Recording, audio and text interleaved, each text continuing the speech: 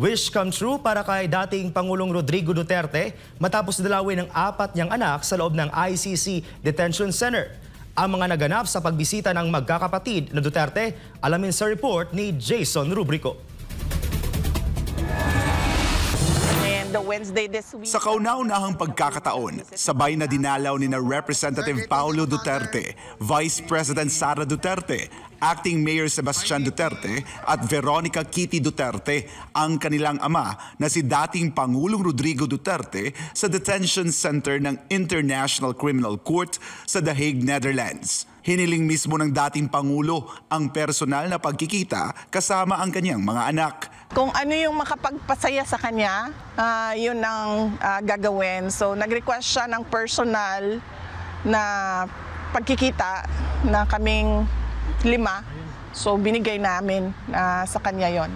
Ayon pa kay VP Sara, masaya ang kanilang ama sa naging pagbisita. Napag-usapan nila ang kanya-kanyang personal na buhay, buhay pamilya at karanasan sa politika, ngunit hindi ang tungkol sa 2028 elections.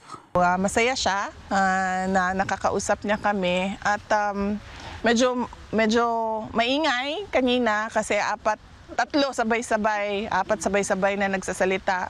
At some point sinabi ni Basti na hindi na ako magsasalita kasi walang nakikinig sa akin. So medyo siguro na-miss niya yung ganon na discussions, na labo-labo, sabay-sabay nagsasalita lahat.